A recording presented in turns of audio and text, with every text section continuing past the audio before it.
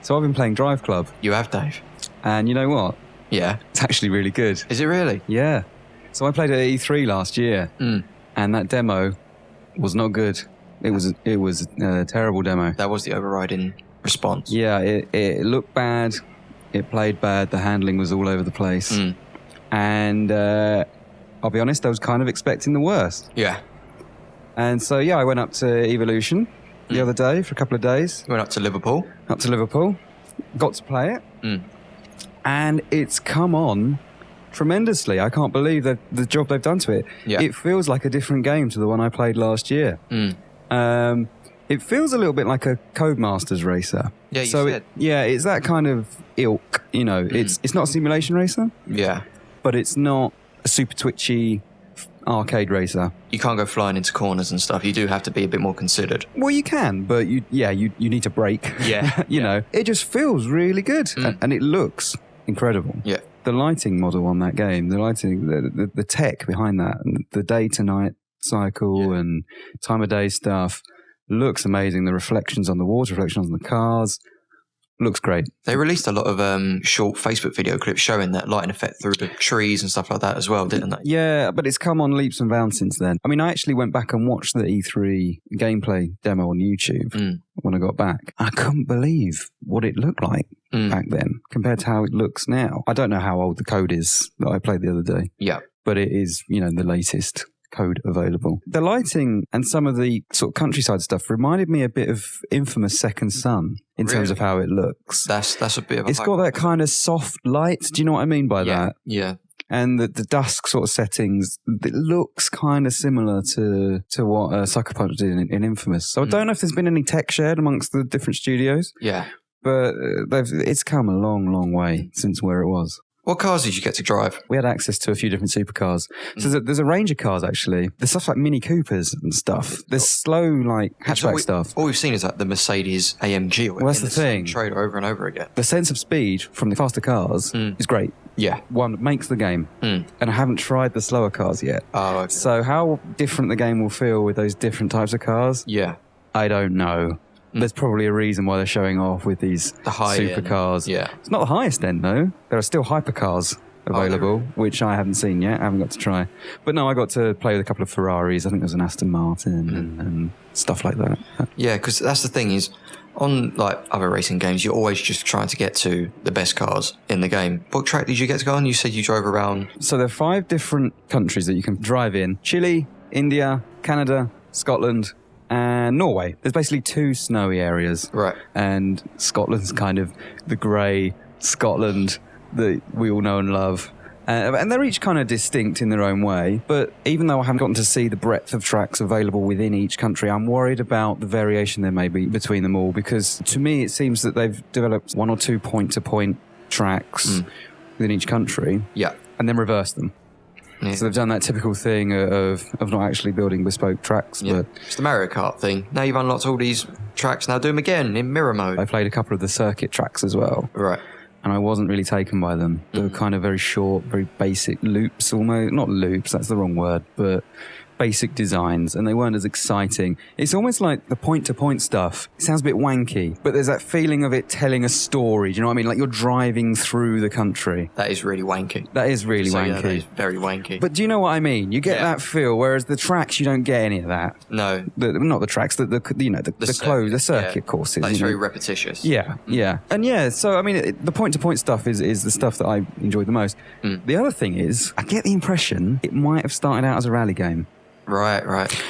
Because there are a lot of elements in there that feel a bit like a rally game. So the countries, for one, they're kind of typical rally locations. Yeah, off-road. Well, then, I mean, they're not off-road because they're, it's still tarmac and gravel, but it's through the countryside. Yeah, but those locations, you do naturally think of the forest and the dirt tracks. The track design, there's some hairpins in there, there's some, big sweeping bends and stuff like that. And they've done what Codemasters do, which they put the crowds around certain points of the roads, and it's all that sort of excitement. It's rally. That's what they do. If you ever watch a rally drive in real life, that's what you see people on the side of the road doing. And obviously, Evolution have a big history in rally games. They built all the WRC games on PS2. And you got to wonder, was this a rally game? I asked if it started as a rally game. I asked that question. And they said no. But you can't help but shake that thing of, there's obviously a big fondness for rally and that stuff in that studio.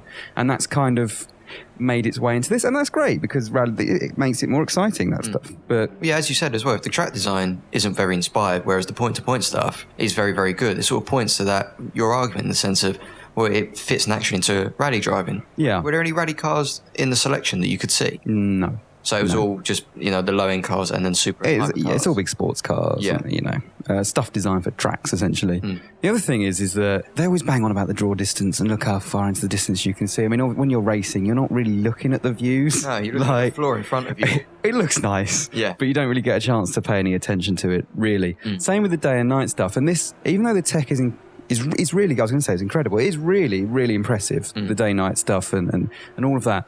But when it's condensed down into a 5-minute race, you don't really get that chance to appreciate it. Yeah. And I hope there'll be an option, and this is the hardcore side of me coming out, I hope there'll be an option for like big endurance races, so like maybe an hour-long race, totally optional, that you can do, and then over the course of that, it's like almost like a Le Mans 24-hour thing, and it'd be great if there was just one massive point-to-point track. There won't be. Did you play multiplayer as well? No. So it's just all single player? I mean, it's always asynchronous multiplayer. Yeah. It's a bit Need for Speedy in that you're always kind of competing with other people for, top times and stuff like that. And you're always earning fame points for your club. And we should probably mention that, actually. Clubs. Yeah. There's a 6-player limit on them. That's weird. I don't know what to make of that. Is there any technical reason why it's 6? Well, I asked about this, and it sounds like it's a balancing thing. It actually started out as a 12-player limit. And they reduced it to 6 because everyone who competes within a club is earning fame points, which is similar to like PGR's Kudos or something like that. Yeah. And that levels you up. But as you earn points, as you earn fame, you also give it to your other club mates as well. It's spread evenly across. Yeah. Right. So the more club mates you have, the more XP, essentially, everyone within that is earning. So there has to be a cut-off point. Otherwise, people are going to reach the level cap instantly. Okay. So it's a balancing thing more than a technical thing. The other thing about that, though, is that, well, first of all, there's going to be people who want bigger clubs than 6 because they've got more mates than that. Yeah. Show-offs. Yeah. The other thing is that you can only join one club at a time. So if you've got people you want to race with, like your work mates, and you've got friend mates who you want to keep separate, you can't do it. You can't be in more than one club at a time. There's no reason why you can't have multiple groups and say, I only want to earn XP from this one club, whereas the other lot you just play with for fun. Possibly. It'd be nice to, like you say, just have multiple groups and then just say, this is the one that I want to allocate my XP to gain, whereas I can earn some for that club and everyone else can take it. Yeah, so, like a kind of, almost like a private thing that doesn't impact the actual balance of the... Yeah. I mean, they haven't said anything like that, but that, I guess, would work. When's it actually out now? It's out in October. Right. And it's PS Plus game. What's in the PS Plus version again? I think it's just one country and then all of its tracks in that. Apparently you get all the access to all the online stuff and everything that you would in the full game. It's just less tracks and cars. Right. But, I mean, that's another thing. Like, the week it comes out, and the time period it comes out, packed. It's absolutely stacked. I think it comes out, the same day, in the US at least, it comes out the same day, I think, as Alien Isolation, Middle-earth, Dragon Age, like, not small games. Yeah. And it's launching alongside a free version, which people are probably going to use as a try before you buy type thing. Yeah. So, day one sales, I don't know if it's a wise... It's a tough one. Yeah. Here's the problem now. I'm going to ask you a question, though. But I don't know if this is a good barometer. Would you pre-order this game having played it? Yes. You would? I'm excited to play more, and I'd written it off before playing it this week. And even though I wasn't really excited for the crew, I thought that may end up being the stronger game. I'm not convinced about that anymore. And I actually really enjoyed it. And it has that really strong competitive side. If you loved Autolog and games like Hot Pursuit, where you saw someone at the top of your leaderboard and you're like, he's beat me by a second, I have to redo that track to see if I can beat him. You are going to love this. This is what it's all about. Social competition, getting one up on your mates and doing that. If you don't care about that, probably not a game for you. Right. Because it's a little uninspired. It seems like it lifts elements from all different races that have come before it and puts them together in a very pretty game. Something that other journos were saying was, what's the reason why you'd play this over any other racer? Yeah. And I don't know if they've answered that question properly yet, other than it's a nice looking next-gen racing game.